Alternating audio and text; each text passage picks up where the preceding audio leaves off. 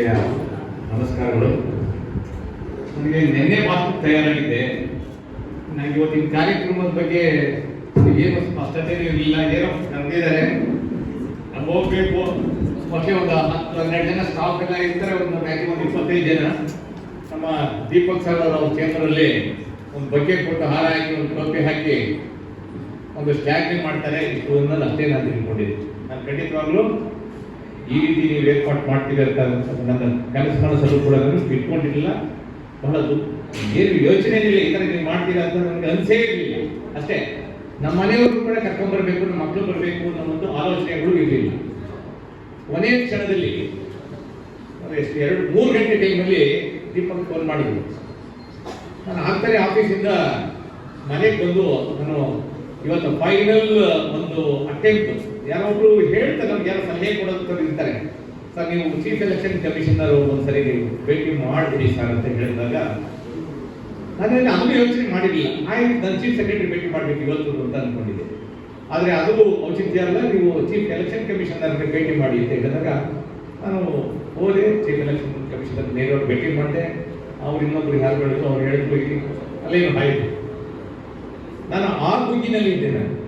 ದೀಪಕ್ ಅವರು ಹೇಳಿದ್ರು, ಸರ್ ನಿಮ್ಮ ಮಿಸ್ಸಸ್ ಅವ್ರನ್ನು ಕೂಡ ಮಡದಿಯವ್ರನ್ನು ಕೂಡ ಈ ಕಾರ್ಯಕ್ರಮ ಕರೆ ತರಲೇಬೇಕು ಅಂತ ಹೇಳಿದ್ರು. ಮನೆಯಲ್ಲಿ ಮೊಮ್ಮಗ ಚಿಕ್ಕ ಮಗು ಇದ್ದಾರೆ, 2 ವರ್ಷ 3 ತಿಂಗಳು. ಮನೆಯಲ್ಲಿ ಕೂತ್ಕೊಳ್ಳೋಕೆ ಆಗ್ತಾ ಇಲ್ಲ. ಎಲ್ಲ ಹೊರಗಡೆ ನಮ್ಮ ಅಳಿಯ ಓಡಾಡಿಸ್ತಾ ಇದ್ದಾರೆ, ಅಳಿಯ ಮಕ್ಕಳೆಲ್ಲ ಹೊರಗಡೆ ಓಡಾಡಿಸ್ತಾ ಇದ್ದಾರೆ. ನಾನು ಏನು ಅವ್ರಿಗೆ ಗ್ಯಾರಂಟಿ ಕೊಡೋಕೆ ಆಗಲಿಲ್ಲ. ಏಕೆಂದರೆ ಅವ್ರಿಗೆ ಈ ಬರಬಾರ್ದು ನನ್ನ ಇಚ್ಛೆ ಇರಲಿಲ್ಲ, ಅದನ್ನ ಅಭಿಲಾಷೆನೂ ಇರಲಿಲ್ಲ. ಪಾಪ ಅವರಷ್ಟು ಪ್ರೀತಿಯಿಂದ ಏನೋ ಒಂದು ಈ ಕ್ಷಣಗಳಿರ್ತಾವಲ್ಲ, ನಾವು ಮನುಷ್ಯರು ನಮ್ಮ ಹೃದಯ ಎಷ್ಟೋ ಕಲ್ಲಿರ್ಬೋದು, ನಾವೇನೋ ಒಂದು ತೀರ್ಮಾನ ತಗೊಂಡಿರ್ತೀವಿ. ಆ ಕ್ಷಣಗಳು ಅವ್ರ ಹೇಳ್ತಕ್ಕಂಥ ಒಂದು ಧ್ವನಿ ಮತ್ತು ಧಾಟಿ, ಅವರ ಭಾವನೆಗಳು ನಮ್ಮನ್ನ ಒಂದು ಕೂಡಲೇ ನಮ್ಮನ್ನು ಹೇಳಿದೆಲ್ಲ ಒಂದು ಕಡೆ ಹೇಳಿದ್ದಾರೆ. ಹಾಗೆ ದೀಪಕ್ ಅವರ ಒಂದು ಮಾತುಗಳು ನನಗೆ ಅನಿಸ್ತು. ಕೇವಲ ಒಂದು 30 ಸೆಕೆಂಡ್ ಅಷ್ಟೇ ಮಾತಾಡಿರ್ಬೇಕು ನಾವು. ನಾನು ಫೋನ್ ಕಟ್ ಮಾಡಿಬಿಟ್ಟು ನಮ್ಮ ಮನೆಯವ್ರ ಹತ್ರ ನಾನು ಹೇಳಿದಂಥ ಧ್ವನಿನೂ ಕೂಡ ನಮ್ಮ ಮನೆಯವರಿಗೆ ಬರಬೇಕು ಅಂತ ಅನ್ನಿಸ್ತು. ಏಕೆಂದರೆ ಈ ಕ್ಷಣಗಳು ಕಳೆದ ಮೇಲೆ ಅವ್ರು ಕರೆಯೋದು ಇಲ್ಲ, ನಾವು ಕೊಡೋದು ಇಲ್ಲ. ಅವರು ಪ್ರೀತಿ ಆಧಾರಗಳನ್ನು ತೋರಿಸ್ಬೇಕಾದ ಸಂದರ್ಭದಲ್ಲಿ ನಾವು ಅದಕ್ಕೆ ಮನ್ನಣೆ ನೀಡಿಲ್ಲ, ಗೌರವ ನೀಡಲಿಲ್ಲ ಅಂತಂದರೆ ಖಂಡಿತವಾಗಿ ತಪ್ಪು ಅವ್ರದಲ್ಲ, ನಮ್ಮದಾಗಿದೆ. ಅದಕ್ಕೆ ನಾವು ಯಾವಾಗಲೂ ತಪ್ಪಿದ ಸ್ಥಾನದಲ್ಲಿ ನಿಂತ್ಕೊಬಾರ್ದು ಅನ್ನೋದು ನಾನು ಬಹಳ ಕಟಿಬದ್ಧನಾಗಿರ್ತಕ್ಕಂಥ ವ್ಯಕ್ತಿ. ಬೇರೆ ಬೇರೆ ಯೋಚನೆ ಮಾಡ್ತೀನಿ, ಆದರೆ ತೀರ್ಮಾನ ತೆಗೆದುಕೊಳ್ಬೇಕಾದ್ರೆ ನಮ್ಮ ಮನೆಯವರು ಅವರು ತೀರ್ಮಾನ ತಗೊಳ್ತಾರೆ. ಬೇಕಾದಷ್ಟು ಹೇಳಿದ್ದಾರೆ.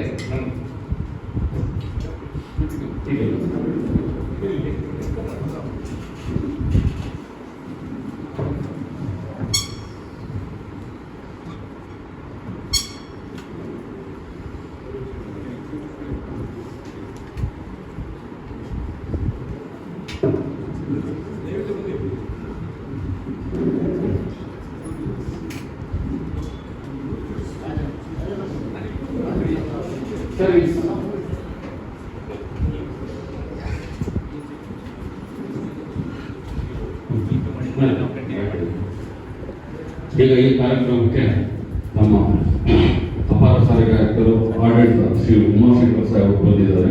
ಅವರಿಗೆ ಈ ಕಾರ್ಯಕ್ರಮಕ್ಕೆ ಸುಸ್ವಾಗತ ತಿಳಿಸಿದರು.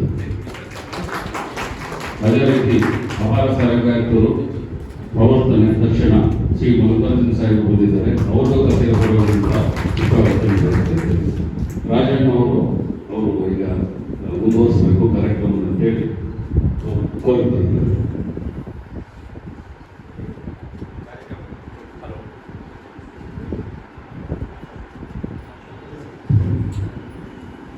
ಮುಂದುವರಿದ ಭಾಗವಾಗಿ ಈ ಒಂದು ಕಾರ್ಯಕ್ರಮಕ್ಕೆ ನಮ್ಮ ನೆಚ್ಚಿನ ಅಪರ ಸಾರಿಗೆ ಆಯುಕ್ತರಾದ ಮಲ್ಲಿಕಾರ್ಜುನ ಸಾಹೇಬರು ಹಾಗೂ ಉಮಾಶಂಕರ್ ಸಾಹೇಬರು ಕೂಡ ಬಂದಿದ್ದಾರೆ. ನನಗೆ ಬಹಳ ಈಗಾಗಲೇ ನನಗೆ ಸ್ವಲ್ಪ ಖುಷಿಯಾಗಿದೆ, ಇನ್ನೂ ಹೆಚ್ಚಿಗೆ ಖುಷಿ ಆಯಿತು.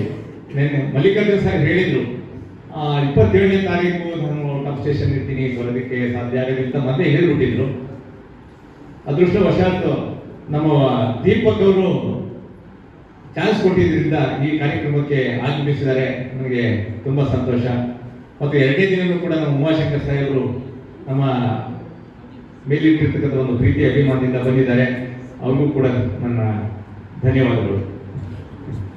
ಮುಂದುವರಿದ ಮಾತಾಗಿ ದೀಪಕ್ ಅವ್ರ ವಿಚಾರಕ್ಕೆ ಮಾತಾಡ್ತಾ ಇದ್ದೆ. ನಮ್ಮ ಮನೆಯವರು ಕೂಡ ಸಾಕಷ್ಟು ಸಾರಿ ನನಗೆ ನಾವು ಒಂದು ಸ್ವಲ್ಪ ಯಾವಾಗಲೂ ಕಚೇರಿ ಕೆಲಸಗಳು ನಾವು ಕಚೇರಿ ಕೆಲಸದ ಬಗ್ಗೆ ಆಲೋಚನೆ ಮಾಡ್ತಿದ್ವಿ. ಮನೆಯವ್ರಿಗೆ ಬರೀ ಮನೆ ಕೆಲಸ ಅಷ್ಟೇ ಅಲ್ಲದೆ ಮನೆಯವ್ರಿಗೆ ಇರ್ತಕ್ಕಂಥ ಒಂದು ಪ್ರೆಜರ್ಸ್ ಏನಿರುತ್ತೆ, ಟೆನ್ಷನ್ ಏನಿರುತ್ತೆ ಅನ್ನೋದು ಕೂಡ ಬಿಡಿಸ್ತಕ್ಕಂಥ ಒಂದು ಶಕ್ತಿ ಅವ್ರಿಗೆ ಇರ್ತದೆ. ನಾವು ಅನ್ಕೊಂಡಿದ್ದೀವಿ ಅವ್ರಿಗೆ ಮನೆಯಲ್ಲಿ ಏನೋ ಕೆಲಸ ಮನೆಗೆ ಸೀಮಿತ ಅಂತ ಅನ್ಕೊಂಡಿರ್ತೀವಿ. ಆದ್ರೆ ನಮ್ಮ ಮನೆಯವರು ಹಾಗೆಲ್ಲ ನಮ್ಮ ಕೆಲಸ ಕಾರ್ಯಗಳ ಬಗ್ಗೆ ಬಹಳ ಪರೋಕ್ಷವಾಗಿ ಅವರು ಗಮನಿಸ್ತಾ ಇದ್ರು, ನಮಗೆ ಸಲಹೆಗಳನ್ನ ಕೊಡ್ತಾ ಇದ್ರು. ನೋಡಿ, ನೀವೆಲ್ಲ ಇಷ್ಟೆಲ್ಲ ಹೇಳಿದ್ರಿ, ನಾನು ಮಾಡಿರ್ತಕ್ಕಂಥ ಒಂದು ಕೆಲಸವನ್ನ ಹೇಳಲು ಅವಶ್ಯಕತೆ ಹೇಳಿಬಿಟ್ಟಿದ್ದಾರೆ. ಈಗ ನಾನು ನನ್ನ ಕೆಲಸ ಮಾಡ್ಬೇಕಾದ್ರೆ ನೀವೆಲ್ಲರೂ ಯಾವ ರೀತಿ ಸಹಕಾರ ಮಾಡಿದ್ರಿ, ನಿಮ್ಗೆ ನಾನು ಕೃತಜ್ಞತೆಗಳನ್ನ ಹೇಳ್ತಕ್ಕಂಥ ಒಂದು ಸಮಯ ಅಷ್ಟೇ, ಇನ್ನೇನು ಬೇರೆ ಹೆಚ್ಚಿಗೆ ಹೇಳೋದಿಲ್ಲ. ಇಲ್ಲಿ ನಾನು ನನ್ನ ಕಣ್ಮುಂದೆ ಇರ್ಬೋದು ಅಥವಾ ಈಗಾಗಲೇ ನಿವೃತ್ತಿ ಆಗಿರ್ತಕ್ಕಂಥ ಸಾಕಷ್ಟು ಜನ ನಮ್ಮ ಶಾಂತಪ್ಪ ಇದ್ದಾರೆ. ಯಾರು ನನ್ನ ಕಣ್ಣು ಕಾಣಿಸ್ತಾರೆ ಅವ್ರ ಬಗ್ಗೆ ಎಲ್ಲ ನಾನು ಹೇಳಬೇಕಾಗುತ್ತೆ.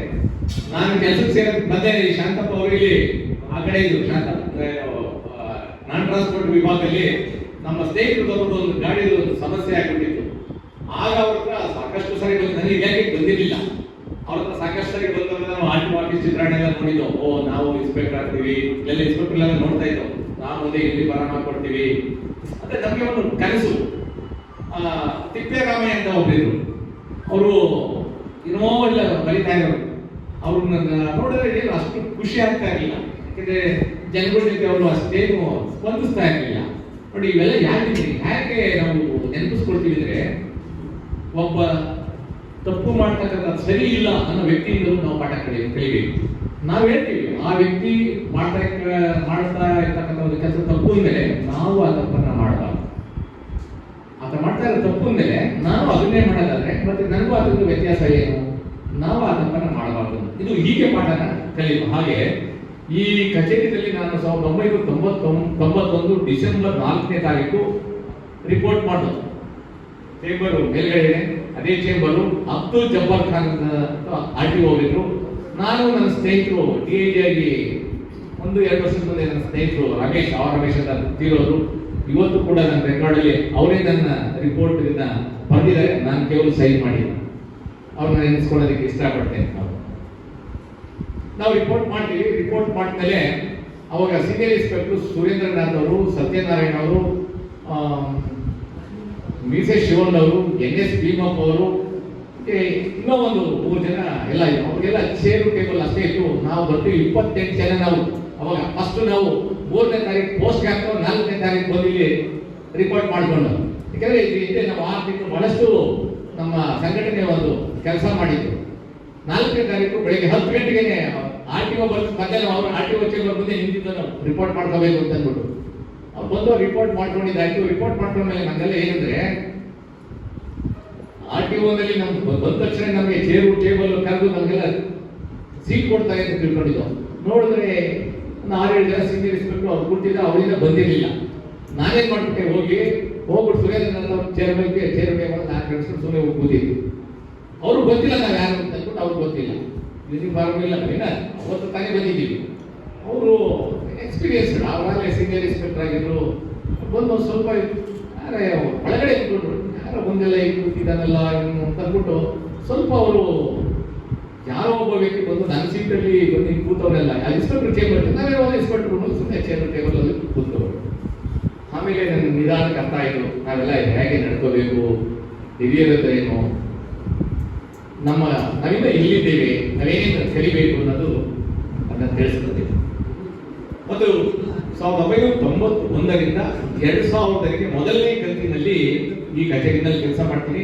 ಅವಾಗ ನಮಗೇನು ಅಷ್ಟೇ ಜವಾಬ್ದಾರಿಗಳು ಇರಲಿಲ್ಲ. ನಮ್ಮ ಒಡೆಯರವ್ರು ಹೇಳಿದಂಗೆ 28 ಜನ ಇನ್ಸ್ಪೆಕ್ಟರ್, 28 ಜನ ರಿಪೋರ್ಟ್ ಮಾಡ್ಕೊಂಡು ಎಲ್ಲೆಲ್ಲಿ ಹೋಗ್ತಾ ಇದೆ ಅಂತ ಗೊತ್ತಾಗ್ತಾನೆ ಇರಲಿಲ್ಲ. ಅವಾಗ ಏನ್ ಮಾಡ್ಬೋದು, ಅಬ್ದುಲ್ ಜಬ್ಬಾರ್ ಖಾನ್ ಮತ್ತು ARTOs ಇದ್ರು, ಸೀನಿಯರ್ ಇನ್ಸ್ಪೆಕ್ಟರ್ ಇದ್ರು. ಅವರೆಲ್ಲ ನಮ್ಗೆ ಏನ್ ಕೆಲಸ ಕೊಡೋದಂದ್ರೆ, ಆಟೋ ರಿಕ್ಷಾಗೆ ಡಿಪಾರ್ಟ್ಮೆಂಟ್ ಲಿಸ್ಟ್ ಮಾಡ್ಬಿಟ್ಟು ಅವಾಗ 420 ರೂಪಾಯಿ ಟ್ಯಾಕ್ಸ್ ಯಾರು ಆಟೋ ರಿಕ್ಷಾಗೆ ವಾರ್ಷಿಕ ಅದನ್ನ ಕಲೆಕ್ಟ್ ಮಾಡ್ಬೇಕಾಗಿತ್ತು. ಅದನ್ನ ಕಲೆಕ್ಟ್ ಮಾಡ್ಬೇಕಾದ್ರೆ ನಮ್ಗೆ ಏನಿಲ್ಲ, ಅವ್ರು ಜೀಪ್ ತಗೊಂಡು ಸೀನಿಯರ್ಸು ದೊಡ್ಡ ದೊಡ್ಡ ಲಾರಿಗಳು ಬಸ್ಗಳನ್ನ ಕೇಸ್ ಮಾಡಕ್ ಹೋದ್ರೆ, ನಾವು ನಮ್ಮ ಮೋಟರ್ ಸೈಕಲ್ ನಲ್ಲಿ TJHD, KJHD, JC ನಗರ, ಯಶವಂತಪುರ, ಈ ಕಡೆ ನಮ್ಮ ವಾಸುದೇವ್ ಅವರ ಮನೆ ಇದೆಯಲ್ಲ, ಹೇಗೆ ಡಾಲರ್ಸ್ ಕಾಲೋನಿ, ಭೂಪ್ಸಂದ್ರ, ಇಲ್ಲೆಲ್ಲ ಹೋಗ್ಬಿಟ್ಟು ಎಲ್ಲೋ ಒಂದ್ ಕಡೆ ನೋಡ್ತಾ ಇದ್ರು, ಯೂನಿಫಾರ್ಮ್ ಅಲ್ಲಿ ಹೋಗ್ತಾ ಇದ್ದೋ, ಮೇಲೊಂದು ಜರ್ಕಿನ್ ಹಾಕೊಳ್ತಾ ಇದ್ದೋ, ಅಲ್ಲೆಲ್ಲೋ ಒಂದ್ ಕಡೆ ನೋಡ್ತಾ ಇರೋದು, ಡಿಪಾರ್ಟ್ಮೆಂಟ್ ಲಿಸ್ಟ್ ಬಂದ ತಕ್ಷಣ ಆ ಗಾಡಿ ಚೇಂಜ್ ಮಾಡೋದು, ಆ ಚೇಂಜ್ ಮಾಡೋದು, ಸ್ಟೇಷನ್ ತಗೊಂಡೋಗಿ ಹಾಕೋದು, ಅವ್ನ ಅದೇ ಟ್ಯಾಕ್ಸ್ ಕಟ್ಟಿಸ್ಕೊಳ್ಳೋದು, ಬಹಳಷ್ಟು ಅದನ್ನೆಲ್ಲ ನೆನೆಸ್ಕೊಂಡ್ರೆ ಏನಪ್ಪ 420 ಇವತ್ತು 420 ರೂಪಾಯಿ ಬಹಳ ಆಗ್ತಾ ಇದೆ. ಆಟೋ ರಿಕ್ಷಾ ಡ್ರೈವರು 420 ರೂಪಾಯಿ ಕಟ್ಟಬೇಕಾದ್ರೆ ನಾವು 420 ರೂಪಾಯಿ ಕಟ್ಟಿಸೋದಕ್ಕೆ ಅಷ್ಟೊಂದು ಶ್ರಮನ ಕೊಡ್ತಾ ಇದ್ರು. ನಮ್ಮನ್ನ ಅಲ್ಲಿಂದ ಟ್ರೈನಿಂಗ್ ಮಾಡಿದ್ರು ನಮ್ಮ ಹಿರಿಯರು, ನಮ್ಮ ಒಡೆಯರು ಅಂತ ಬ್ಯಾಚಲ್ಲಿ ಒಡೆಯರು, ಮಲ್ಲೇಶು, ಅಜೀಜುಲ್ಲಾ, JP ಗಂಗಾಧರು, ಶ್ರೀಧರ್ ಅಧಿಕಾರಿ ಅವರು ಅವರೇನಿದ್ರು, ಶ್ರೀಧರ್ ಅಧಿಕಾರಿ ಮತ್ತು ಅಜೀಜುಲ್ಲಾ ಅವರು ಟ್ರ್ಯಾಕ್ಟರ್ ಟ್ರೈಲರ್ ಇದ್ದಂಗೆ ಅವರೇ. ಮೈಸೂರಿನಿಂದ ಒಬ್ಬರು ಬರೋರು ಅಧಿಕಾರಿ, ಚನ್ನಪಟ್ಟಣದಿಂದ ಒಬ್ಬರು ಟ್ರೈನ್ ನಲ್ಲಿ ಬಂದು ಅವರು ಮೆಜೆಸ್ಟಿಕ್ ಅಲ್ಲಿ ಬಂದು ಟೂ ವೀಲರ್ ಬರ್ತಾರೆ, ಬರ್ತಾ ಏನಾದ್ರು ಒಂದು ಡಿಪಾರ್ಟ್ಮೆಂಟ್ ಗಾಡಿ ಇಟ್ಕೊಂಡು ಬರೋರು. ನಮ್ಮ JP ಗಂಗಾಧರ ಏನ್ ಮಾಡೋರು, ಮಹಾಲಕ್ಷ್ಮಿ ಲೇಔಟ್ ಇದ್ರು, ಅವ್ರ ಬರ್ತಿದಾಗೆ ಒಂದು ಯಮಹಾ ಮೋಟರ್ ಸೈಕಲ್ ಇಟ್ಟಿದ್ರು, ಬರ್ಬೇಕಂದ್ರೆ ಒಂದು 27 ಕೊಟ್ಬಿಟ್ಟು ಬಂದ್ಬಿಡೋರು. ಹೀಗೆ ನಮ್ಮ ಸಹೋದ್ಯೋಗಿಗಳು ನಮ್ಮ ಕೆಲಸ ಅಲ್ಲಿಂದ ಅಷ್ಟು ಚಿಕ್ಕದಿಂದ ಪ್ರಾರಂಭ ಆಯಿತು. ನಮಗೆ ಅಲ್ಲಿಂದ ತರಬೇತಿ ಸ್ಟಾರ್ಟ್ ಆಯಿತು. 94ನೇ ಇಸ್ವಿ ಬಂದು ಕೆಲವು ಘಟನೆಗಳು ಮಾತ್ರ ನಾನು ಹಂಚ್ಕೊಳ್ಳೋಕೆ, ಯಾಕಂದ್ರೆ ನಮ್ಮ ಬಗ್ಗೆ ಹೇಳಿದ್ದಾರೆ, ನಾವು ನಮ್ಮ ಕೆಲಸದ ಬಗ್ಗೆ ನಾವು ಹೇಳೋದಿಲ್ಲ. ನಮ್ಮ ಸ್ನೇಹಿತರ ಜೊತೆ ಯಾವ ರೀತಿ ಕೆಲಸ ಮಾಡಿ 94ನೇ ಇಸ್ವಿನಲ್ಲಿ ಅಬ್ದುಲ್ ಜುಬೇರ್ ಅಹಮದ್ ಅನ್ನೋರು ಒಬ್ರು ಇಲ್ಲಿ RTO ಬಂದ್ರು. ಜುಬೇರ್ ಅಹಮದ್ ಅವರಿಗೆ ಒಂದು ಕಂಪ್ಲೇಂಟ್ ಬಂದಿದೆ ವಿಧಾನಸೌಧದಿಂದ. ಶ್ರೀನಿವಾಸದ ಆ ಲೆಟರ್ಗಳೆಲ್ಲ ನನ್ನ ಹತ್ರ ಇದ್ದಾರೆ. ಅಲ್ಲಿ ಕಂಪ್ಲೇಂಟ್ ಅಲ್ಲಿ ಏನ್ ಬರೀತಾರೆ, ಇಂಥ ಒಂದು ಗಾಡಿ ನಂಬರ್ಗಳು ಒಂದೇ ನಂಬರ್ನ 2 ರಿಗ್ಗಳು ಪೀಣ್ಯದಲ್ಲಿ ಇಂಡಸ್ಟ್ರಿಯಲ್ ಏರಿಯಾದಲ್ಲಿ ಇಂಥ ಕಡೆ ಫೇಕ್ ಮಾಡಿದ್ದಾರೆ, ಒಂದೇ ನಂಬರ್ ಇದ್ದಾರೆ ಒಂದು ಕಾನ್ಫಿಡೆನ್ಸ್ ಲೆಟರ್ ವಿಧಾನಸೌಧದಿಂದ ಬರುತ್ತೆ. ಅಂತ ಒಂದು ಲೆಟರ್ ನೋಡಿ, ಎಲ್ಲ ಸೀನಿಯರ್ ಎಲ್ಲ ಇದ್ದಾರೆ. ಅವಾಗಿಂದ ನಮಗೆ 3 ವರ್ಷ 3.5 ವರ್ಷ ಅಷ್ಟೇ ನಮಗೆ ಟ್ರೈನಿಂಗ್ ಆಗಿದ್ದೀವಿ. 94, 95, 96 ಅಥವಾ ನಾವು 5 ವರ್ಷ ಸರ್ವಿಸ್ ಆಗಿರುತ್ತೆ. ಆ ಕಂಪ್ಲೇಂಟ್ ಬೇಕಾದಷ್ಟು ಸೀನಿಯರ್ ಇದ್ರು, ಅವ್ರು ಕೊಡಬೇಕಾದ್ರು ಕೊಟ್ಟಿಲ್ಲ. ನನಗೆ ಅದನ್ನ ಜುಬೇರ್ ಅಹಮದ್ ಅವರು ನನ್ನ ಹೆಸರು ಬರೆದ್ಬಿಟ್ಟು ಇದನ್ನ ವೆರಿಫೈ ಮಾಡಿ ರಿಪೋರ್ಟ್ ಮಾಡಿ ಅಂತ ಹೇಳ್ಬಿಟ್ಟು ನನಗೆ ಕೊಡ್ತಾರೆ. ನಾನು ಯಾರಿಗೂ ಹೇಳಿಲ್ಲ, ಕಾನ್ಫಿಡೆನ್ಷಿಯಲ್ ಅಂತ ಇದೆ.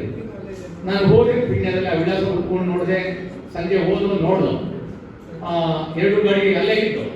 ಅಲ್ಲಿ ಗಿಡ ಮರಗಳೆಲ್ಲ ಬೆಳೆದಿತ್ತು. ಸುಮ್ಮನೆ ನೋಡ್ಕೊಂಡು ಬಂದು ಸುಮ್ಮನೆ ನೋಡಿದ ಅಷ್ಟಕ್ಕೆ ನಮಗೆ ಏನು ಅನುಭವ ಗೊತ್ತಿಲ್ಲ. ಹ್ಯಾಂಗ್ ಮಾಡಬೇಕು, ವರದಿ ಹ್ಯಾಂಗ್ ಮಾಡಬೇಕು, ಕಂಪ್ಲೇಂಟ್ ಮಾಡ್ಬೇಕಾ, ಏನು ಗೊತ್ತಿಲ್ಲ. ನಮಗೆ ಸೂಕ್ತ ಮಾರ್ಗದರ್ಶಕರಿಲ್ಲ. ಈ ಹಿರಿಯ ಮೋಟಾರ್ ವಾಹನ ತನಿಖಾಧಿಕಾರಿಗಳು ಏನಿದ್ರಲ್ಲ, ಅವರು ಕೂಡ ಇದು ಫಸ್ಟ್ ಈ ತರದ ಕೇಸು ಏನು ಅರ್ಥ ಆಗ್ತಾ ಇಲ್ಲ. ನಾವು ಕರಿಯಪ್ಪ ಅವರಿದ್ರು ಅವಾಗ ನಮಗೆಲ್ಲ ಎಲ್ಲರೂ ಗೊತ್ತಾದ್ರೆ ಕರಿಯಪ್ಪ ಅವರು ನನ್ನ ಜೊತೆ ಬಂದು ಈ ತರ ಅಂತ ಹೇಳಿದ್ಮೇಲೆ ನನ್ನ ಜೊತೆ ಬಂದು ಸ್ಪಾಟ್ ಇನ್ಸ್ಪೆಕ್ಷನ್ ಮಾಡಿ ಏನ್ ಮಾಡ್ಬೇಕು ಅಂತ ಗೊತ್ತಿಲ್ಲ. ಹೇಗೆ ಇಲ್ಲಿ ಇಲ್ಲೊಂದು ಗ್ಯಾರೇಜ್ ಇತ್ತು ನಮ್ಮ ಯಶವಂತಪುರ ಸರ್ಕಲ್ ಅಲ್ಲಿ, ಹೆಸರಿನ ಮರ್ತೋಗಿದೆ ಅಂತ ತಮಿಳಿಯಲ್ಲಿ. ಅವ್ರನ್ನ ಕರ್ಕೊಂಡು ರಿಪೇರಿಗೆ ಬೇಕಾದ ಎಲ್ಲ ಪರಿಕರಗಳನ್ನ ತೆಗೆದುಕೊಂಡು ನಾವು ಗಾಡಿನ ಸೀಸ್ ಮಾಡಿ ಪಿಣ್ಯ ಸ್ಟೇಷನ್ಗೆ ಕೊಡಬೇಕು ಅಂತ ಅಂದ್ಬಿಟ್ಟು. ಅವಾಗ ಆ ವ್ಯಾಪ್ತಿ ಯಾರು ಗೊತ್ತಾಯ್ತು, ರಾಜನಗರ ವ್ಯಾಪ್ತಿಗೆ ಗೊತ್ತಾಯ್ತು. ಬಟ್ ಕಂಪ್ಲೇಂಟ್ ಬಂದಿರೋದು ಯಶವಂತಪುರಕ್ಕೆ. ನಾವು ಹೋಗಿ ನೋಡಿದ್ದೀವಿ, ಇದನ್ನ ಹೇಗೆ ಕಾರ್ಯಾಚರಣೆ ಮಾಡಬೇಕು ಅಂತ ಯಾರು ಮಾರ್ಗದರ್ಶನ ಕೊಡ್ತಾರೆ, ಯಾರು ಇರಲಿಲ್ಲ. ಕರಿಯಪ್ಪ ಅವರು ನಾವು ಸೀದಾ ಹೋದೋ, ಗಾಡಿಗಳು ರಿಪೇರಿ ಮಾಡಿಸ್ತು, ಡ್ರೈವರ್ಗಳು ನಮ್ಮದೇ ಡ್ರೈವರ್ಗಳು ತಗೊಂಡು ಆ 2 ಗಾಡಿಗಳನ್ನ ಸೀಸ್ ಮಾಡಿ ಪಿಣ್ಯ ಸ್ಟೇಷನ್ ಕೊಟ್ಟು ಒಂದು ನಾವೇನೆ ಕೈಯಲ್ಲಿ ಒಂದು ಕಂಪ್ಲೇಂಟ್ ಬರೆದು 27 ಕೊಟ್ಟು ಕಂಪ್ಲೇಂಟ್ ಬರ್ಕೊಟ್ಟು FIR ಮಾಡಿಸ್ತು. ನಮ್ಮ ಅಶ್ವತ್ಥ ಮಾತಾಡುವಾಗ ಅಷ್ಟೊತ್ತಿಗೆ ಈ ಮೇಲಾಧಿಕಾರಿಗಳ ಒಂದು ಟ್ರಾನ್ಸಾಕ್ಷನ್ ಶುರುವಾಯಿತು. ಅಲ್ಲಿ ಅಶ್ವತ್ಥ ಮಾಧವರು ಸೀನಿಯರ್ ಇನ್ಸ್ಪೆಕ್ಟರ್ ಪಶ್ಚಿಮದಲ್ಲಿದ್ದು, ಅವರೊಂದು ಬ್ರೀಫ್ ಕೇಸ್ ಇಟ್ಕೊಂಡು ಬಹಳ ಸ್ಮಾರ್ಟ್ ಇನ್ಸ್ಪೆಕ್ಟರ್ ಇದ್ರು ಅವಾಗ ಅಶ್ವತ್ಥ ಮಾಧವರು. ಅವ್ರು ಬಂದ್ಬಿಟ್ಟು ನಾನು 27 ಕೊಡ್ಲ ಅಂತ ಬಂದು ಮಠಕ್ಕೆಲ್ಲ ನಾವೆಲ್ಲ ಕೆಲಸ ಮುಗಿಸ್ಬಿಟ್ಟಿದ್ದು. ಏನು ಅವ್ರಿಗೆ ಕೆಲಸ ಇರಲಿಲ್ಲ. ಅದು ಕಂಪ್ಲೇಂಟ್ ಆಯ್ತು, FIR ಆಯ್ತು, ಕೋರ್ಟ್ ಹೋಯ್ತು. ಕೋರ್ಟಲ್ಲಿ ಮುಂದೆ ಏನಾಯ್ತು ನಮ್ದು ಅಷ್ಟೇ ಕೆಲಸ. ಮುಂದೆ ಏನಾಯ್ತು ಅಂತ ಅಂದ್ಬಿಟ್ಟು ಹೇಳೋದಕ್ಕೆ ನಮ್ಮ ಇಲಾಖೆಯಲ್ಲಿ ವ್ಯವಸ್ಥೆಯ ಒಂದು ಸಮಸ್ಯೆಗಳಿದ್ದಾವೆ. ನಮ್ಮ ದೊಡ್ಡ ಸಾಹೇಬರುಗಳಿಗೆಲ್ಲ ಗೊತ್ತಿದೆ, ಅದನ್ನ ಮತ್ತೆ ರಿಪೀಟ್ ಮಾಡೋ ಅವಶ್ಯಕತೆ ಇಲ್ಲ. ಅಂದ್ರೆ ನಾನು ನಮ್ಮ ಕೆಲಸದ ಬಗ್ಗೆ ಎಷ್ಟು ಅಂತ ಅಷ್ಟನ್ನು ಮಾತ್ರ ಇಷ್ಟಪಟ್ಟೆ. 96ರಲ್ಲಿ ಆಯ್ತು. ಇಲ್ಲಿ ನಮ್ಮ ಒಡೆಯರವರಲ್ಲಿ ಪ್ರಸ್ತಾಪ ಮಾಡೋದು, ಇಲ್ಲೊಬ್ಬ ಕಾರ್ಪೊರೇಟರ್ ಆಗಿದ್ದ, ಕಾರ್ಪೊರೇಟರ್ ಆಗಿರಲಿಲ್ಲ, ಇನ್ನು ಕಾರ್ಪೊರೇಟರ್ ಆಗಿದ್ದ. ಅವನು ಸ್ವಲ್ಪ ಮೆಂಟಲಿ ಡಿಸಾರ್ಡರ್ ಪರ್ಸನ್. ಅವನು ಏನ್ ಮಾಡೋದು ಅಂದ್ರೆ ಅವ್ರ ಒಂದಷ್ಟು ಪೇಪರ್ಸ್ ತರೋದು, ಅವ್ರದ್ದು ದುಡ್ಡು ಇಸ್ಕೊಡೋದು, ಅವನು ಹೇಗೆ ಡಿಟೆಕ್ಟ್ ಮಾಡೋಣ ಅಂದ್ರೆ ಎದುರಿಸೋದು. ನಮ್ಗೆ ಪಾಸ್ ಮಾಡ್ಬೇಕು ಅಂದ್ರೆ ಪಾಸ್ ಮಾಡಬೇಕು, ಆ ಥರ ಅವನು ಡಿಟೆಕ್ಟ್ ಮಾಡೋನು. ಅವಾಗ ತಿಮ್ಮಯ್ಯ ಅವರಿದ್ರು DCP ಅವರು, ಅವ್ರ ಹತ್ರ ಎಲ್ಲ ಕಂಪ್ಲೇಂಟ್ ಮಾಡೋನು, ಇಲ್ಲಿನ ಇನ್ಸ್ಪೆಕ್ಟರ್ಗಳೆಲ್ಲ ಕಂಪ್ಲೇಂಟ್ ಮಾಡೋನು, ಫೇಲ್ ಮಾಡ್ತಾರೆ, ಸುಮ್ಮನೆ ಫೇಲ್ ಮಾಡ್ತಾರೆ, ಅದಕ್ಕೆ ಅಂತ ಹೇಳಿ ಅವ್ರು ಇದೆಲ್ಲ ಮಾಡೋದು. ನಮಗೆ ಬೇಸತ್ತೋಗಿತ್ತು ಅದನ್ನ ಹೇಗಾದ್ರೂ ಮಾಡಿ. ಬಟ್ ನಾವು ಏನು ಮಾಡೋಂಥ ಸ್ಥಿತಿಯಲ್ಲಿ ಇರಲಿಲ್ಲ. ಒಂದ್ ದಿವಸ ಒಬ್ರು ಸೀನಿಯರ್ ಸಿಟಿಸನ್ನ ಕರ್ಕೊಂಡ್ಬಂದ್ಬಿಟ್ಟು ಟೆಸ್ಟ್ ಅವಾಗೆಲ್ಲ ಈಗಿನ ಥರ ಟ್ರ್ಯಾಕ್ ಅಲ್ಲೇ ಇಲ್ಲ, ನಾವು ಇಲ್ಲೇ ಒಂದು 8 ಮಾರ್ಕ್ಸ್ ಹಾಕ್ತಿದ್ದೋ ಅವ್ನು ರೌಂಡ್ ಹೋಗ್ಬಾ ಅಂತ ಹೇಳಿದ್ವಿ.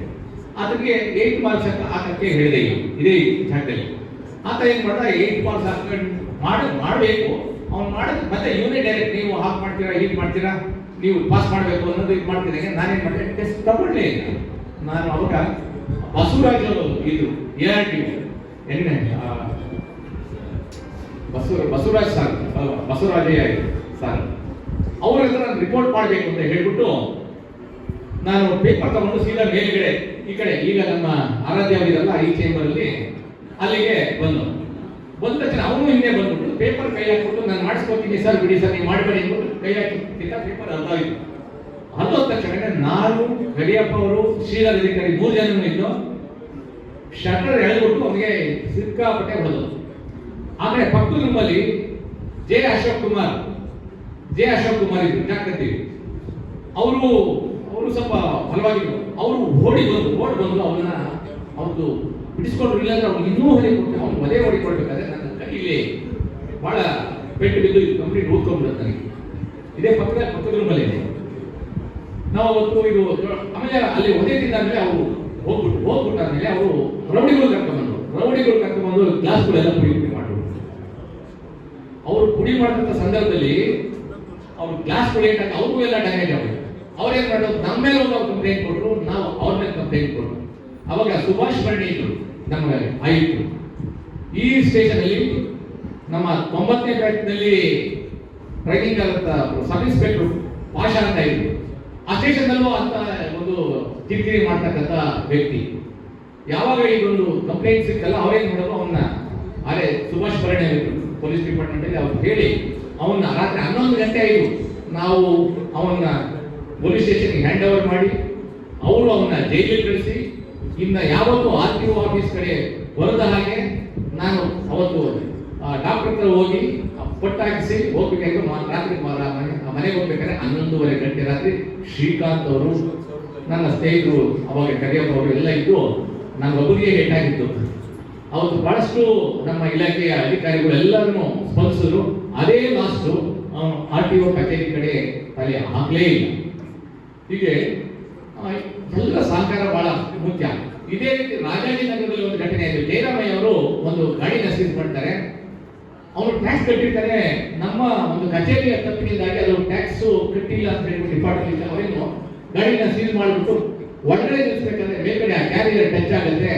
ಆ ಓನರು 7 ಗಾಡಿ ಲಾರಿ ಇಟ್ಟಿರ್ತಕ್ಕಂಥ ಓನರು ಈ ಕಡೆ ಇದೆ, ಅವರು ಜಾಲರಿ ಕಡೆ. ಆತನಿಗೆ ಸಿಟ್ಟು ಬರುತ್ತೆ. ಜಯರಾಮಯ್ಯ ಅವರಿಗೆ ಸ್ವಲ್ಪ ಕೆಟ್ಟ ಪದಗಳನ್ನು ಉಪಯೋಗಿಸ್ತಾನೆ. ಅಲ್ಲಿ ಬರ್ತಾರೆ, ಏನಾಯ್ತು ಅಂತ ಕೇಳ್ತಾನೆ. ಆಫೀಸಲ್ಲಿ ಇದೆ, ಅವ್ರು ಸೀಟ್ ಮಾಡಿ ಒಳಗಡೆ ಬರ್ತಿರ್ತಾರೆ. ಆ ಮನುಷ್ಯ ಸ್ವಲ್ಪ ಕೆಟ್ಟ ಭಾಷೆಗಳನ್ನ ಉಪಯೋಗಿಸಿದಾಗ ನಾನು ಏನು ವಿಚಾರ ಮಾಡಲಿಲ್ಲ. ಯಾಕೆ ಜಯರಾಮಯ್ಯ ಅವರು ಅಂತಂದ್ರೆ ಈ ತೆರಿಗೆ ವಿಚಾರದಲ್ಲಿ ಬಹಳಷ್ಟು ಶ್ರದ್ಧೆಯಿಂದ ಕೆಲಸ ಮಾಡ್ಸಕ್ಕಂಥವ್ರು.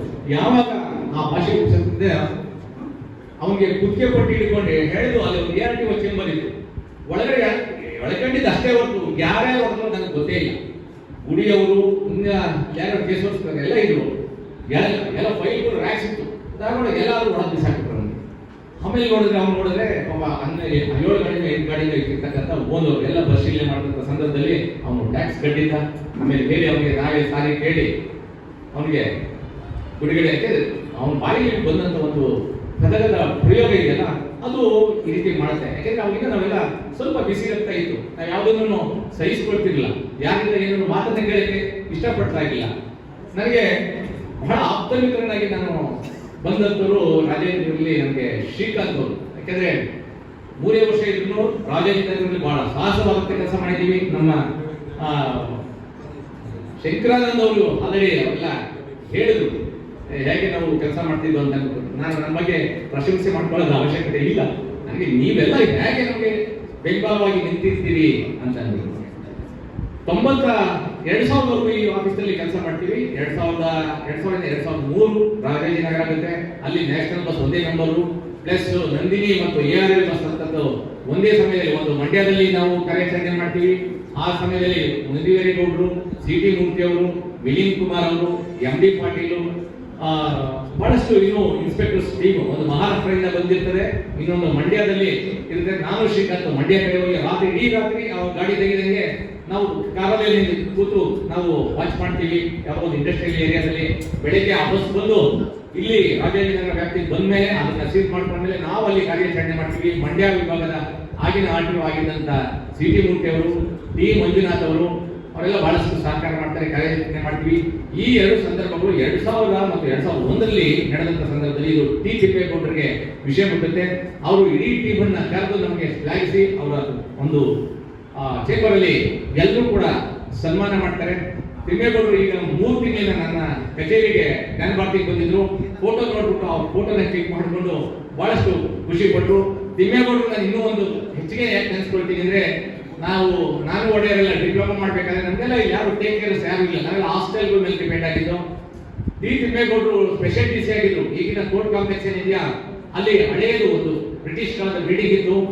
ಅವ್ರಿಗೆ ಒಬ್ರು ಗಾರ್ಡ್ ತಲೆ ಮೇಲೆ ಟೋಪಿ ಹಾಕೊಂಡು ಒಂದು ಗುಟ ಇಟ್ಕೊಂಡು ನಿಂತಿದ್ರು.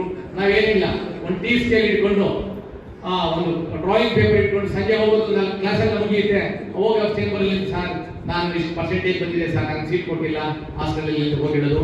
ಅವ್ರಿಗೆ ಎಷ್ಟು ಯಾವುದೇ ಒಂದು ದಿವಸ ಹೋದಾಗ್ಲೂ ಇವತ್ತು ಒಂದು ಅಧಿಕಾರಿಯ ಕಚೇರಿ ಒಳಗಡೆ ಎಂಟ್ರಿ ಆಗ್ಬೇಕಾದ್ರೆ ಎಷ್ಟು ಕಷ್ಟ ಆಗುತ್ತೆ ಅಂತ ಪ್ರತಿ ದಿವಸ ನಾವು ಎಷ್ಟು ಚೆನ್ನಾಗಿ ಅವ್ರು ಕಂಡಿದ್ದಾರೆ ಅಂದ್ರೆ, ಒಂದು ದಿವಸನೇ ಅವ್ರು ನಮಗೆಲ್ಲ ಮಾಡೋಕ್ಕಾಗಿಲ್ಲ.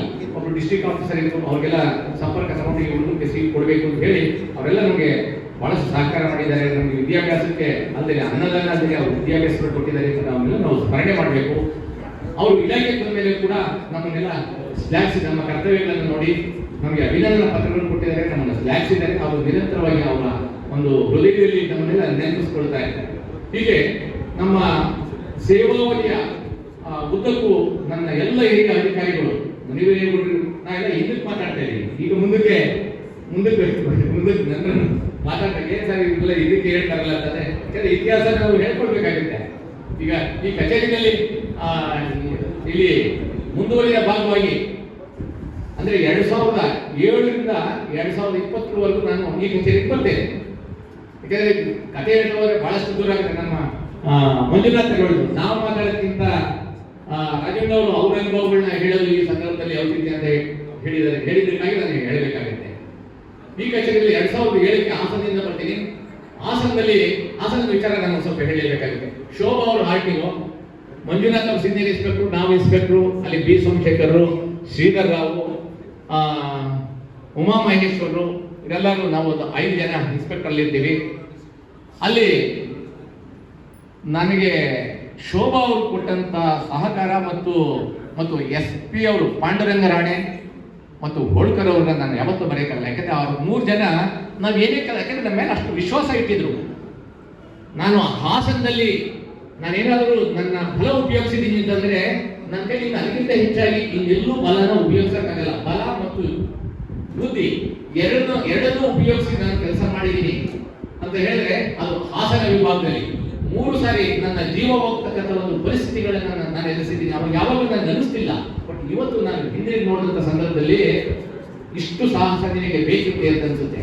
ನಾನು ಹೊರಗಡೆ ಹೋದಂಥ ಸಂದರ್ಭದಲ್ಲಿ ನಮ್ಮ ಮನೆಯವರು ಯಾವಾಗಲೂ ಅವ್ರಿಗೆ ನೀವು ಆಚೆ ಹೋದ್ರೆ ಸಾಕು, ಅವ್ರಿಗೆ ದಿಗ್ಲು ಬಹಳ ಅಡ್ವೈಸ್ ಮಾಡೋರು, ಬೇಡರಿ ಯಾರಿಗೂ ಇಲ್ಲದೆಲ್ಲ ನೀವು ಯಾಕೆ ಇದು ಮಾಡ್ತೀರಿ, ಯಾಕೆ ಇಷ್ಟೊಂದು ಇದು ಮಾಡ್ತೀರಿ, ನಿಮ್ಗೆ ಏನ್ ಮಾಡ್ತಾರೆ, ನಿಮ್ಗೇನು ಕಿರೀಟ ಕೊಡ್ತಾರ, ಯಾಕೆಂದ್ರೆ ಅವ್ರು ಸೆಕ್ಯೂರಿಟಿ ಅವ್ರು ನೋಡ್ಕೊಳ್ತಾರೆ.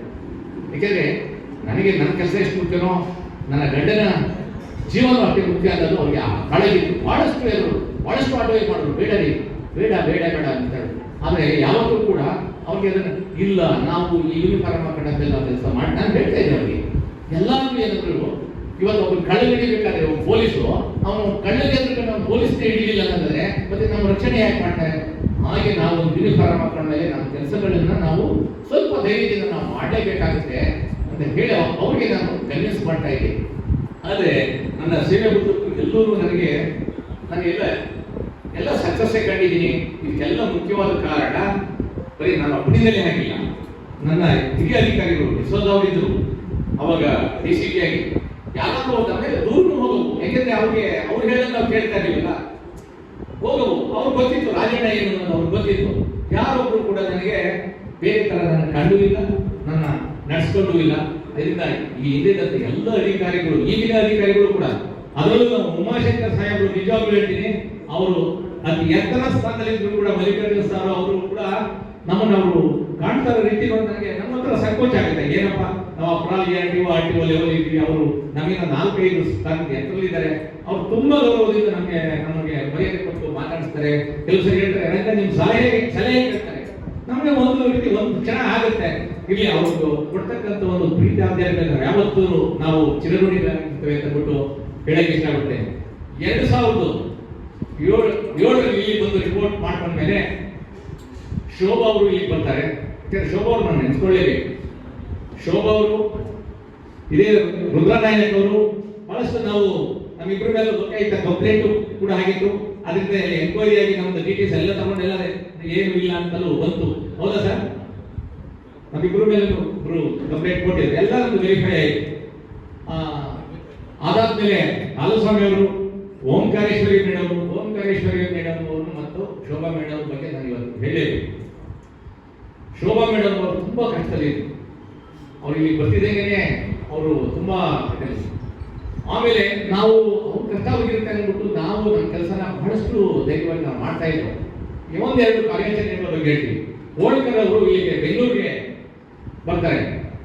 ಆ ಸಂದರ್ಭದಲ್ಲಿ ಹೋಳ್ಕರ್ ಅವರಿಗೆ ಬೆಂಗಳೂರಿನ ಚಿತ್ರಣ ಏನೂ ಗೊತ್ತಿರೋದಿಲ್ಲ. ಅದೇ ಸಂದರ್ಭಕ್ಕೆ ನಮ್ಮ ಕಚೇರಿನಲ್ಲಿ 3555, 3666 ಅಂತ ಒಂದು ಫ್ಯಾನ್ಸಿ ನಂಬರ್ಗಳಿಗೆ ಒಬ್ಬರು ಗಣ್ಯ ವ್ಯಕ್ತಿಗಳು ಫ್ಯಾನ್ಸಿ ನಂಬರ್ ತಗೊಳ್ತಾರೆ. ಬಹಳ ಪ್ರಭಾವಿ ಮಂತ್ರಿಗಳ ಪ್ರಭಾವಿಗಳು. ಒಂದು BMW, ಒಂದು ಬೆನ್ಸ್ ಗಾಡಿ ಉಲ್ಲಾಸ್ ಅಂತಾರೆ. ಯಾಕಂದ್ರೆ ಅದ್ರ ಸಂಪೂರ್ಣ ನಾವು ನೆನೆಸೋದು ಉಲ್ಲಾಸ್ ಅವರು, ಅವ್ರಿಗೆ ಸಪರೇಟ್ ಆಗಿ ಹೇಳ್ತೀನಿ, ಅವರೊಬ್ಬರಿಗೆ ಅಲ್ಲ ಬಹಳಷ್ಟು ಜನಕ್ಕೆ ಹೇಳಬೇಕಾಗುತ್ತೆ. ಅದನ್ನು ನಾವು ನಮ್ಮ ಆಫೀಸಲ್ಲಿ ಪತ್ತೆ ಮಾಡ್ತೀವಿ. ಏನ್ ಮಾಡಿದ್ರು ಅವ್ರು ಮನೆಗೆ ಹೋದ್ರು ಸಿಕ್ಕೋದಿಲ್ಲ. ಆಮೇಲೆ ಅವರು ವ್ಯವಹಾರ ಜಾಗಗಳೆಲ್ಲ 27 ದಿವಸ ಕೊಡ್ತೀನಿ. ನಾನು ಶೋಭಾ ಅವ್ರಿಗೆ ಹೇಳ್ತೀನಿ, ಸರ್ ಇವತ್ತು ಮೇಡಮ್ ಅಲ್ಲೋದು ಇಲ್ಲೋದು ಏನು ಸುಳಿವು ಸಿಗ್ತಾ ಇಲ್ಲ ಅಂದ್ಬಿಟ್ಟು 27 ಡೇಸ್ ವಾಚ್ ಮಾಡಿದ್ವಿ. ಏನ್ ಮಾಡಿದ್ರು ಇನ್ನೊಂದು ದಿವಸ ಕರಿಯಪ್ಪ ಅವರು, ನಾವು ಒಂದು ದಿವಸ ಬೆಳಿಗ್ಗೆ 6 ಗಂಟೆಗೆ ಅವರು ಟೋಲಲ್ಲಿ ಎಂಟ್ರಿನ ಎಲ್ಲ ಪತ್ತೆ. ಆ ಟೋಲಲ್ಲಿ ಯಾವ ತರ ಇರ್ತದೆ, ಆ ನಂಬರ್ ಎಂಟ್ರಿ ಆದರೆ 7-8 ಗಾಡಿಗಳು ಹಳಿ ನಂಬರ್ ಪಾಸ್ ಆಗಿದ್ದಾವೆ. ಯಾರು VIPಗಳು ಅಂತ ನಾವು ಸಸ್ಪೆಕ್ಟ್ ಮಾಡ್ತೀವಿ. ಆಮೇಲೆ ಇನ್ನೊಂದು ಯಾರಾದರೂ ಸ್ವಲ್ಪ ಹೊರವಟೆಗಳು ಸಮಾಜಘಾತಕ ವ್ಯಕ್ತಿಗಳು ಇರಬಹುದಂತಲೂ ಕೂಡ ನಾವು ಅಲರ್ಟ್ ಮಾಡಿ ನಮ್ಮ ಪೊಲೀಸ್ನಿಂದ ಕೂಡ ನಾವು ಸ್ವಲ್ಪ ಸಪೋರ್ಟ್ ತಗೊಂಡಿದ್ವಿ. ಬಟ್ ಯಾರಿಗೂ ಗೊತ್ತಿರೋದಿಲ್ಲ.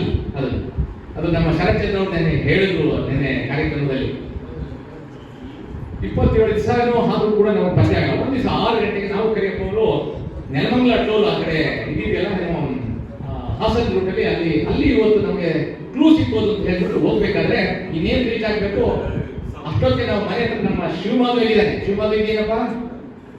ಶಿವಮಾಧು ಇಲ್ಲ, ಕಾವಲಾಗಿತ್ತು. ಆಗ ಫೋನ್ ಬಂತು, ಸರ್ 2 ಗಾಡಿ ವಾಶ್ ಮಾಡ್ತಾ ಇದ್ದೇವೆ ಸರ್ ಅಂತ ಹೇಳಿದ್ರು. ಕೂಡಲೇ ನಾವು ಎಲ್ಲರಿಗೂ ಅಲರ್ಟ್ ಮಾಡೋದು. ಅಷ್ಟೊತ್ತಿಗೆ ನೋಡಿ, ಲೋಕಲ್ ಪೊಲೀಸ್ ಸ್ಟೇಷನ್ ಕೂಗಳತೆ ದೂರದಲ್ಲಿ ಪೊಲೀಸ್ ಸ್ಟೇಷನ್ ಕೂಡ ಪತ್ತೆ ಮಾಡೋಕ್ಕಾಗಿಲ್ಲ. ಲಾ ಅಂಡ್ ಆರ್ಡರ್, ಟ್ರಾಫಿಕ್ ಇಬ್ರು ಕೂಡ ನಮ್ಮ ಶರತ್ಚಂದ್ರ ಅವರು ಹೇಳಿದ್ರು, ನೋಡ್ರಿ ಈ 2 ಗಾಡಿ ಇವರೆಲ್ಲ ಬರ್ತಾರೆ, ಇವ್ರನ್ನ ಸ್ವಲ್ಪ ಲೋಕಲ್ ವಾಚ್ ಮಾಡಿ ಹೇಳಿದ್ರು. ಅವ್ರಿಗೂ ಗೊತ್ತಾಗಿಲ್ಲ, ನಮಗೂ ಗೊತ್ತಾಗಿಲ್ಲ. ಕೂಡಲೇ ಪೊಲೀಸರು ಅಲರ್ಟ್ ಮಾಡಿದ್ರು. ನಮ್ಮ ಹೋಳ್ಕರ್ ಅವರು, ಶೋಭಾ ಅವರು ಮತ್ತು ನಮ್ಮ ಇನ್ಸ್ಪೆಕ್ಟರ್ಸ್ ಇಲ್ಲಿದ್ದಾರೆ, ಎಲ್ಲರೂ ಟೀಮ್ ಮಾಡಿ ಬರೋದಕ್ಕೆ 11 ಗಂಟೆ ಆಗೋಯ್ತು. ಇವರೆಲ್ಲರೂ ಸೆಟ್ ಮಾಡೋದಕ್ಕೆ ಕಂಪ್ಲೀಟ್ ಅವ್ರು ಮಾಡಿ ಗಾಡಿ ಎಲ್ಲಿ ಹೋಗ್ಬೇಕಾದ್ರು ಯಾವ ರೋಡಿಂದಲೂ ಬ್ಲಾಕ್ ಆಗ್ಬಾರ್ದು. ಈಗ ನಾನು ನಮ್ಮ ಉಲ್ಲಾಸ ಅವ್ರು ನೆನೆಸ್ಕೊಳ್ತೀವಿ. ಉಲ್ಲಾಸ್ ನೆನಪಿದ್ಯಾ?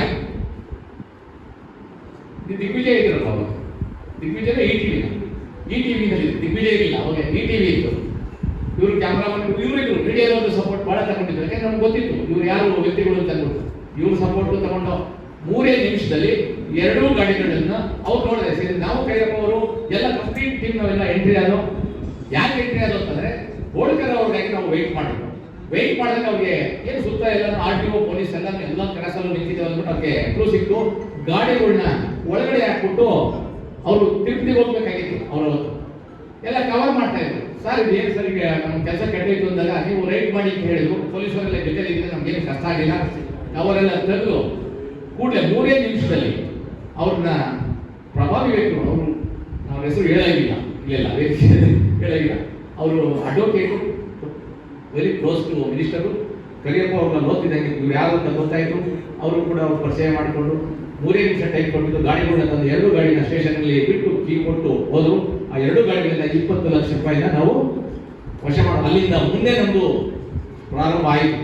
ಅಲ್ಲಿ ಪ್ರಾರಂಭ ಆಗಿದ್ದಕ್ಕೆ 2020 ನಾನು ARTO ಆಗಿ ರಿಟೈರ್ಡ್ ಆಗೋವರೆಗೂ ಕೂಡ ನಾವು ಸತತವಾಗಿ ಈ ಡಬಲ್ ನಂಬರ್ ಇರ್ಬೋದು, ಹೈಯರ್ ಗಾಡಿ ಇರ್ಬೋದು, ಹೊರ ರಾಜ್ಯದ ಗಾಡಿಗಳು ಒಂದು ನಿರಂತರವಾಗಿ ನಾವು ಕೆಲಸ ಮಾಡಬೇಕಾದ್ರೆ ನಾವು ಇವತ್ತು ಮೀಡಿಯಾ ಪರ್ಸನ್ ಖಂಡಿತವಾಗ್ಲೂ ನಾವು ನೆನಪಿಸ್ಕೋಬೇಕು. ಅದರಲ್ಲಿ ನಮ್ಮ ಅರುಣ್ ಸುಮ್ಮನೆ ಅವ್ನು ಓಡಾಡ್ಕೊಳ್ತಾರೆ ಅಂದ್ರೆ ಒಂಥರ CID ತರ ಪ್ರತಿಯೊಂದೂ ಇದು ಮಾಡ್ತಾರೆ. ಆದರೆ ನಾವು ಯಾವಾಗಲೂ ಕೆಟ್ಟದಲ್ಲಿ ನೋಡೋದು ಬೇಡ. ಅವರಿಂದ ನಮ್ಮ ಕೆಲಸಕ್ಕೆ ತುಂಬಾ ಉಪಯೋಗ ಆಗಿದೆ, ನಮ್ಮ ಇಲಾಖೆಗೆ ಉಪಯೋಗ ಆಗಿದೆ ಅಂತ ಕೆಲಸದ ನಮ್ಮ ಅರುಣ್ ಮತ್ತು ನಮ್ಮ ಉಲ್ಲಾಸು ಇವರಿಷ್ಟೇ ಅಲ್ಲ, ಬಹಳಷ್ಟು ಮೀಡಿಯಾ ಪರ್ಸನ್ಸ್. ನನಗೇನಂದ್ರೆ ಇವರೆಲ್ಲ ಸರ್ ನೀವು ಅವ್ರಿಗೆ ಹೇಳಿದ್ರೆ ನಮ್ಗೆ ಹೇಳಿಲ್ಲ ಸರ್, ನೀವು ಅವ್ರಿಗೆ ಹೇಳಿದ್ರೆ ನಮ್ಗೆ ಹೇಳಿಲ್ಲ, ನೀವು ಯಾವಾಗ ಸರ್ ಯಾವ ಕಾರ್ಯಾಚರಣೆ ಸರ್, ಯಾರು ಸುಮ್ಮನೆ ಏನಂತೂ ಫೋನ್ ಮಾಡೋದಕ್ಕೂ ಸಂಪರ್ಕ ಸರ್ ಇವತ್ತಿನ ಸರ್ ಕಾರ್ಯಾಚರಣೆ ಇದೆಯಾ, ಈ ರೀತಿ ಅವರಲ್ಲಿ ನಮಗೆ ಪ್ರಶ್ನೆ ಮಾಡಿ ಏನು ಕೇಳ್ತಾ ಇರಲಿಲ್ಲ. ನಾವು ಏನು ಇಲ್ಲ ಅಂದ್ರು ಸರ್ ಏನಿಲ್ಲ ಸರ್ ಇತ್ತೀಚೆಗೆ ಕಾರ್ಯಾಚರಣೆ ಏನು ಇಲ್ವಲ್ಲ ಸರ್ ಅಂತ ಕೇಳೋದು. ಹೀಗೆ ನಮ್ಮ ಮಾಧ್ಯಮ ಮಿತ್ರರು ಕೂಡ ಬಹಳಷ್ಟು ನಮಗೆ ಸಹಾಯ ಮಾಡಿದ್ದಾರೆ. ಅವ್ರಿಗೂ ಕೂಡ ಈ ಸಂದರ್ಭದಲ್ಲಿ ನನ್ನ ಕೃತಜ್ಞತೆಗಳನ್ನ ಹೇಳೋದಕ್ಕೆ ಇಷ್ಟಪಡ್ತೀನಿ.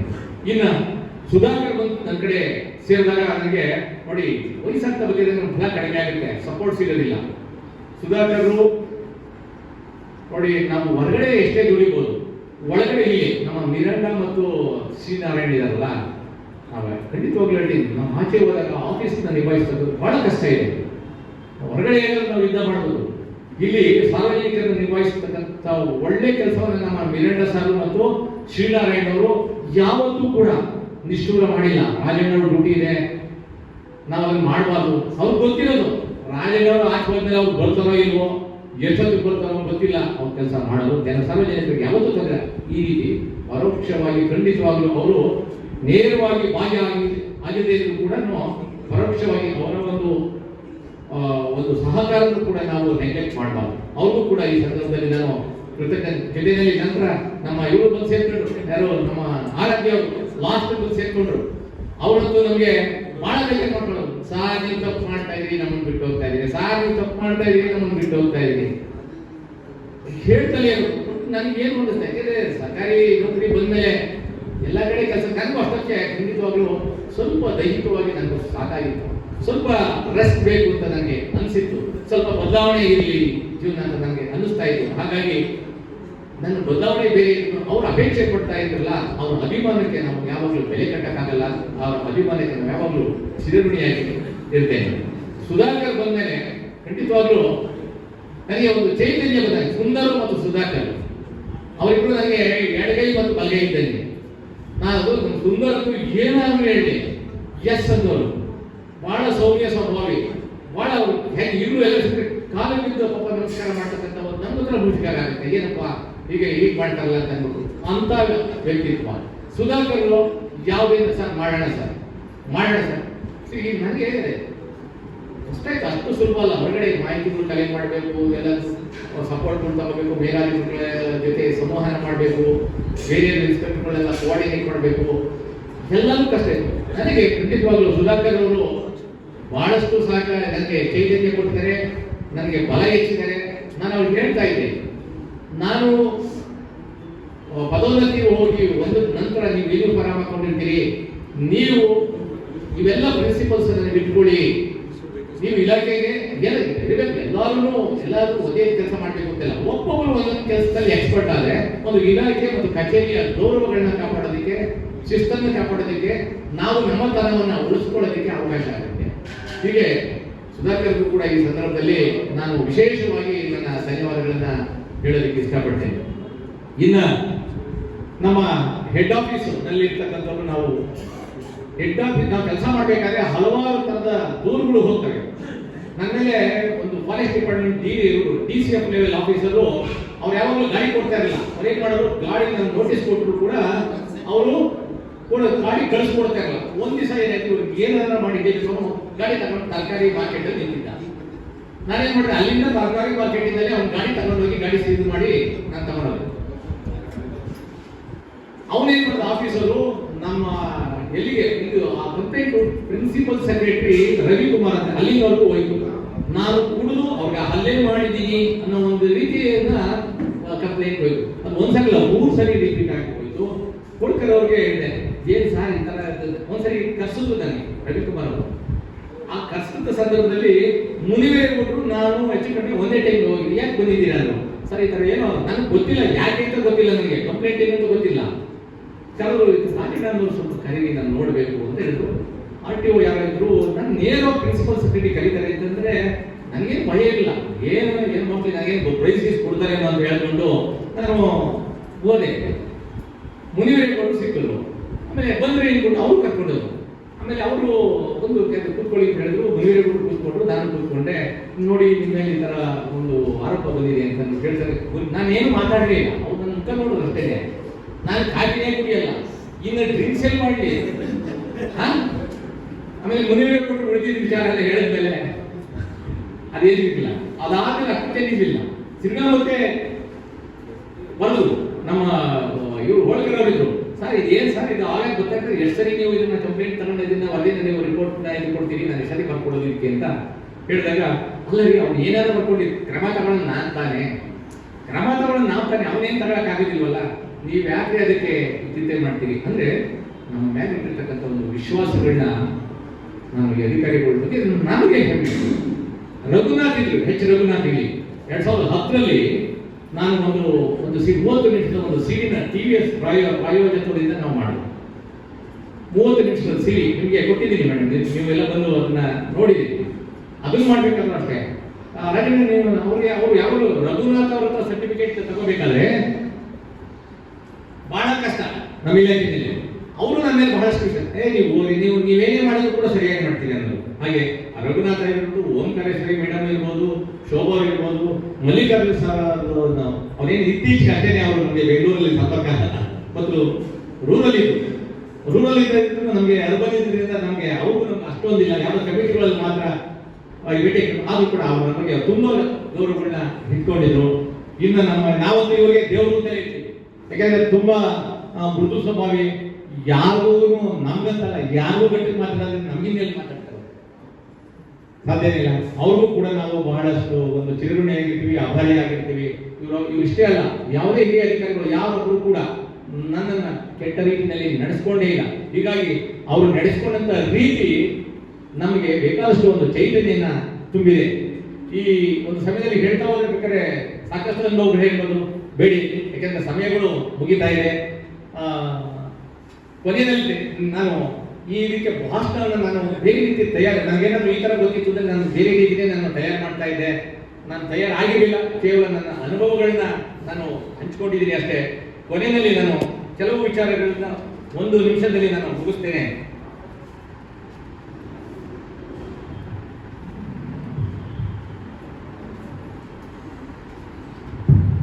ಇವತ್ತು ನೋಡಿ, ನಿವೃತ್ತಿ ನಾವು ಕೆಲಸಕ್ಕೆ ಸೇರಿದ ದಿವಸನೇ ಫಿಕ್ಸ್ ಆಗೋಯ್ತು, ನಾವು ಇವತ್ತೇ ರಿಟೈರ್ಡ್ ಆಗ್ತೀವಿ ಅಂತ ಹೇಳ್ಬಿಟ್ಟು.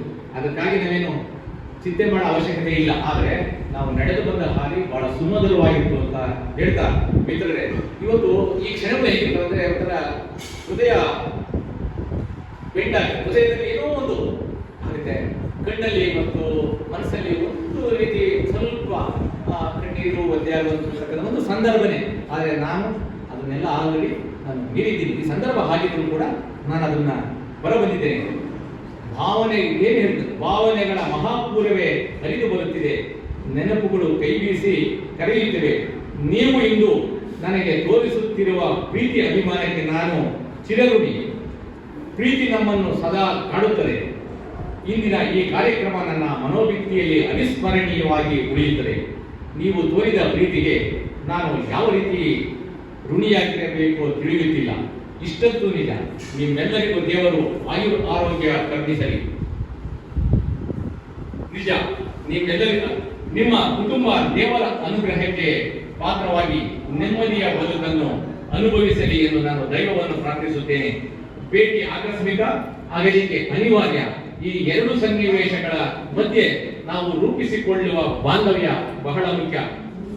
ತಾವುಗಳು ಈ ಸಮಾರಂಭಕ್ಕೆ ನನ್ನ ಕರೆದು, ನಾನು ಈ ಕಚೇರಿಯ ಸ್ಥಾಯಿ ಕಚೇರಿ ನಂದು ಬೇರೆ ಇದೆ, ಆದರೂ ಕೂಡ ನಾನು ಯಾವಾಗ ಹೇಳ್ತೀನಿ, ನಮ್ಮದು ಯಶವಂತಪುರ ಅಂತ ನಮ್ಮ ಮೇಡಮ್ ಹೇಳ್ತಾ ಇದ್ದೆ, ಸೌಂದರ್ಯ ಮೇಡಮ್, ನಾನು ಯಾವಾಗಲೂ ಹೇಳ್ತಾ ಇದ್ದೆ, ಸರ್ ನೀವು ಆಫೀಸ್ ಬಂದಿದ್ದಾರೆ, ನಿಮ್ದು ಕಚೇರಿ ಇದೆ, ಇಲ್ಲ ನಮ್ದು ಯಶವಂತಪುರನೇ ಕಚೇರಿ ಅಂತ ನೀವು ಹೇಳ್ತಾ ಇದ್ದೆ ಮೇಡಮ್, ಹೇಳ್ತಾ ಇದ್ದೆ. ಖಂಡಿತವಾಗ್ಲೂ ನನ್ನ ಮನಸ್ಸಲ್ಲಿ, ನನ್ನ ಭಾವನೆಗಳಲ್ಲಿ ಯಾವಾಗಲೂ ಯಶವಂತಪುರನೇ ನನ್ನ ಕಚೇರಿ ಆಗಿದೆ. ಸರ್ಕಾರಿ ಲೆಕ್ಕಕ್ಕೆ ಬೇರೆ ಆದರೂ ಕೂಡ ನನಗೆ 23 ಅವಧಿಯಲ್ಲಿ 23 ವರ್ಷ ಇಲ್ಲಿರ್ತಕ್ಕಂಥ ಒಂದು ಸಿಬ್ಬಂದಿಗಳಿರ್ಬೋದು, ಈ ಕ್ಷೇತ್ರದ ಜನಗಳಿರ್ಬೋದು, ಎಲ್ಲರ ಒಂದು ಮನಸ್ಸಿಗೆ ತುಂಬ ಹತ್ತಿರವಾಗಿ ಅವ್ರಿಗೆ ಇಷ್ಟವಾಗುವ ರೀತಿಯಲ್ಲಿ ನಾನು ಕೆಲಸ ಮಾಡಿ ಅವರ ಮನಸ್ಸನ್ನ ಗೆದ್ದಿದ್ದೀನಿ ಅಂತ ಹೇಳಿ ತಮ್ಮೆಲ್ಲರಿಗೂ ಮತ್ತೊಮ್ಮೆ ನಮಸ್ಕಾರಗಳನ್ನು ತಿಳಿಸ್ತಾ, ನೀವು ಇಂದು ನಮ್ಮನ್ನು ಕರೆದಿದ್ದೀರಿ, ನಿಮಗೆ ನಾವು ಯಾವಾಗಲೂ ಚಿರಋಣಿಯಾಗಿರ್ತೀವಿ. ಮುಂದೆ ನಿಮ್ಮ ಬದುಕು ಕೂಡ ಚೆನ್ನಾಗಿರಲಿ. ನೀವು ನಮಗೆ ಎಷ್ಟು ಅಭಿನಂದಿಸಿ ಹಾರೈಸಿದ್ದೀರೋ, ನಾವು ಕೂಡ ನಿಮಗೆ ಅಷ್ಟೇ ಅದಕ್ಕಿಂತ ಹೆಚ್ಚಾಗಿ ನಮ್ಮ ಕೃತಜ್ಞತೆಗಳನ್ನ ತಿಳಿಸ್ತಾ ಇದ್ದೀನಿ ಅಂತ ಹೇಳಿ ಅವಕಾಶ ಕೊಡ್ತಾ ಎಲ್ಲರಿಗೂ ಮತ್ತೊಮ್ಮೆ ನಮಸ್ಕಾರಗಳನ್ನು ಹೇಳ್ತೀನಿ.